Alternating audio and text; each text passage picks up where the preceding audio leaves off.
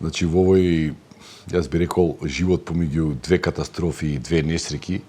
кои што го имаме, никако да извлечеме заклучок што треба во иднина да се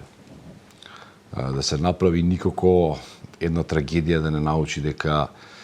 таа треба да биде последна и дека треба нешто на теренот да се смени за да се избегне наредната. Значи, ако се запали на модуларна болница во Тетово, тогаш требаше да се преземат сите адекватни мерки за да не се случи пожарот на дискотеката во Кочани, ако не се лажам. И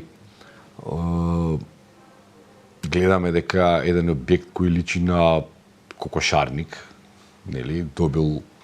кој работи со лиценца за некаква лесна индустрија, мислам, она употребна дозвола има, па има, не знам, лиценцата му е фалсификувана, па истечена и така натака, нели, лиценца за кабаре има, нема за дискотека. И во еден таков објект кој нема услови ни за чување животни, а не за организирање на концерти, бил организиран концерт на кој биле поголем број, повеќе стотици луѓе. Дознаваме дека голем број од тие луѓе биле малолетни.